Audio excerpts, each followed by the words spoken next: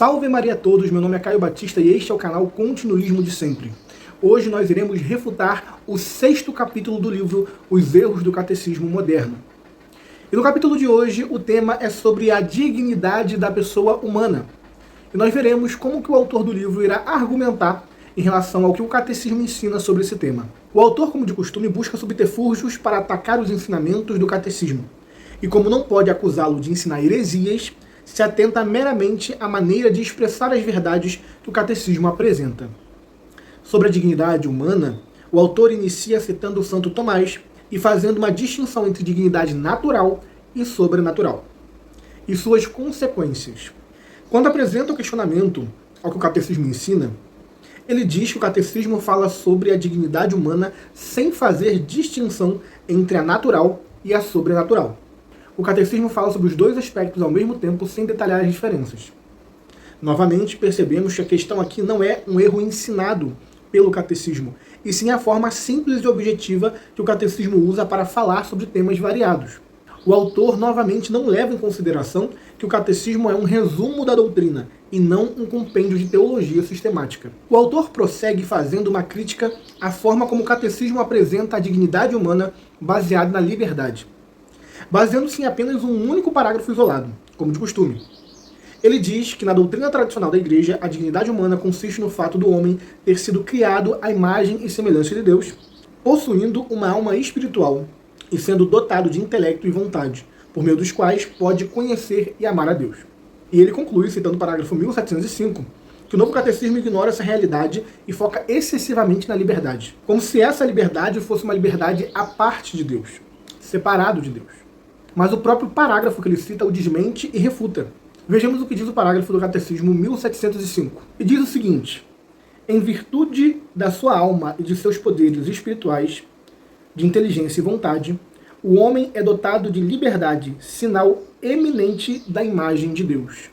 Como vemos, o próprio parágrafo citado pelo autor diz que a liberdade do homem é fruto da inteligência e da vontade, que são obviamente os meios pelo qual o homem conhece e ama a Deus. No intuito de refutar o catecismo, o autor acaba por confirmar que ele mantém íntegra a mesma doutrina de sempre sobre a dignidade humana, a imagem e semelhança de Deus. O autor prosseguirá estendendo sua crítica aos ensinamentos do catecismo sobre os juízos morais da consciência.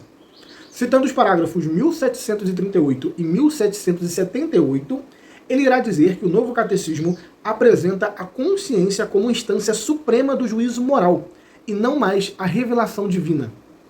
Para o autor, a possibilidade de conhecer e discernir os princípios da moralidade se dá somente pela revelação divina e pela Igreja. Porém, essa ideia está totalmente equivocada. O autor faz uma confusão colossal entre os dados da revelação do depósito da fé, colocando os dados de fé e moral em um mesmo patamar de revelação.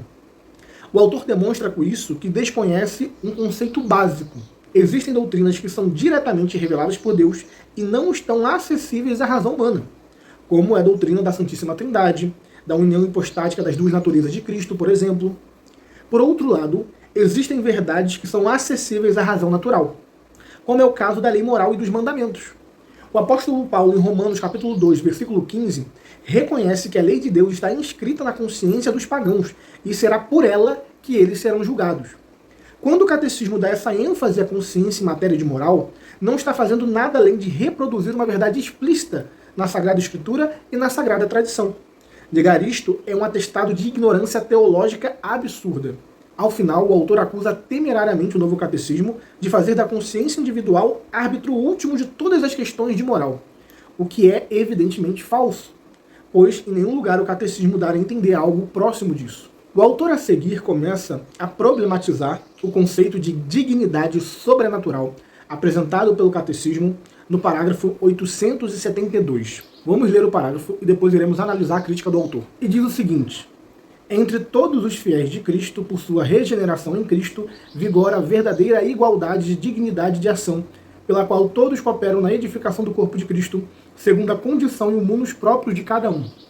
O contexto dessa passagem, analisando o parágrafo anterior e posterior do que citamos, e também o próprio título do texto, se refere à missão dos fiéis leigos e da hierarquia na Igreja. De um lado, o texto reconhece que existe diferença de funções na Igreja e diferenças hierárquicas. Porém, por outro lado, o batismo é o que une na mesma dignidade todos os fiéis de diferentes posições. Todo batizado recebe a mesma graça sacramental.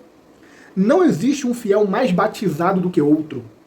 O batismo é o fundamento para todo tipo de missão e vocação que será desenvolvida por cada fiel.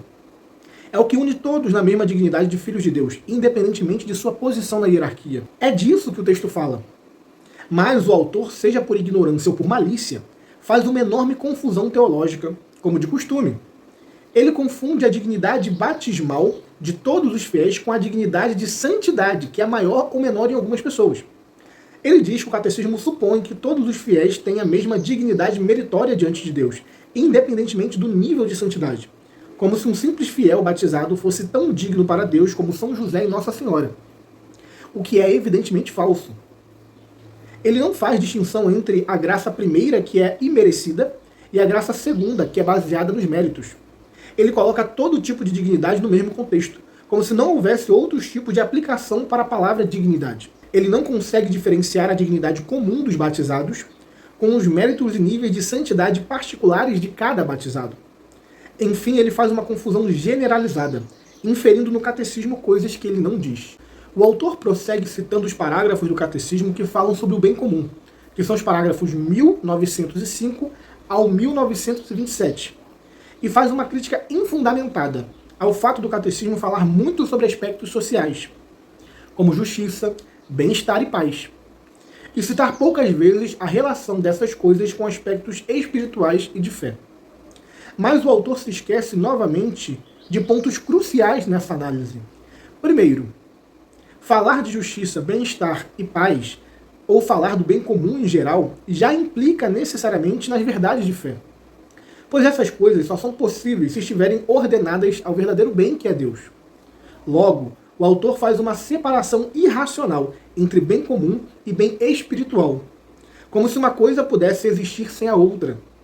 Em segundo lugar, o autor também é parcial e injusto ao criticar a linguagem majoritariamente social desse capítulo do Catecismo, demonstrando seu total desconhecimento da doutrina social da Igreja, que é um aspecto de sua missão. As encíclicas sociais dos papas pré-conciliares também tratam de forma majoritária de temas sociais, econômicos e trabalhistas, e muito pouco de temas teológicos, pois a Igreja reconhece que não tem como levar o homem ao verdadeiro bem espiritual sem ao mesmo tempo tratar de suas feridas sociais e culturais. O homem é um ser social, e sua dimensão espiritual está inclusa nisso. Colocar essas duas realidades em contraposição é jogar no lixo o cuidado pastoral que os próprios papas pré-conciliares tiveram sobre esse tema. O autor continua fazendo mais uma crítica absolutamente estéril à questão dos direitos humanos abordados pelo Catecismo no parágrafo 1930. Vamos ler o parágrafo. E diz o seguinte: o respeito à pessoa humana implica que se respeitem os direitos decorrentes de sua dignidade de criatura. Esses direitos são anteriores à sociedade e a ela se impõem. São eles que fundam a legitimidade moral de toda autoridade. Uma sociedade que os despreza ou se recusa a reconhecê-los em sua legislação positiva mina a própria legitimidade moral. Sem esse respeito, uma autoridade só pode apoiar-se na força ou na violência para obter a obediência de seus súditos. Cabe à Igreja lembrar esses direitos aos homens de boa vontade e distingui-los das reivindicações abusivas ou falsas. Como vemos, o parágrafo trata de direitos naturais derivados da natureza humana, que existe desde a criação, e é anterior à sociedade e à lei positiva. Logo, a lei positiva que deve ser aplicada pelos governantes deve respeitar essa dignidade intrínseca do homem. Por exemplo, a vida é um bem inalienável no direito natural. Sendo assim, o aborto provocado não pode ser aprovado em hipótese alguma, independentemente se é a lei positiva que o defina. Essa ordem deve ser seguida por toda a sociedade. A lei positiva deve estar submissa à lei natural e à lei moral objetiva. Mas o autor confunde as coisas e mistura conceitos, dando a entender que o catecismo ensina que a autoridade vem do homem e não de Deus, e por isso a sociedade poderia mudar as leis à medida que mudasse o interesse da população. Ele faz uma confusão terrível entre direito natural e direito positivo e não consegue compreender que o direito positivo só existe em vista do bem social, que deriva dos direitos naturais, que são intrínsecos à natureza humana. Ele prossegue acusando a Igreja de se envolver e se preocupar mais com os interesses políticos e sociais do que com o bem das almas. Ele cita o parágrafo 2246 e novamente acusa a igreja temerariamente por causa das ordens das palavras. O fato do catecismo ter citado o direito fundamental da pessoa antes da salvação das almas, para o autor significa que a igreja prioriza os temas sociais antes dos espirituais. Novamente, é um salto lógico e uma conclusão totalmente descabida. O autor encerra dizendo que o catecismo apresenta uma justiça social sem a caridade e, portanto, sem a finalidade espiritual, o que é totalmente falso. Afirmar isso é uma verdadeira blasfêmia. É supor que a igreja abriu mão de sua principal missão, o que o catecismo jamais ensinou em lugar nenhum. Tanto é assim que o autor não demonstra em momento nenhum esse ensinamento no catecismo, mas apenas faz inferências baseadas na sua própria percepção distorcida da realidade. Essa foi a refutação de hoje. Ficamos por aqui. Salve Maria.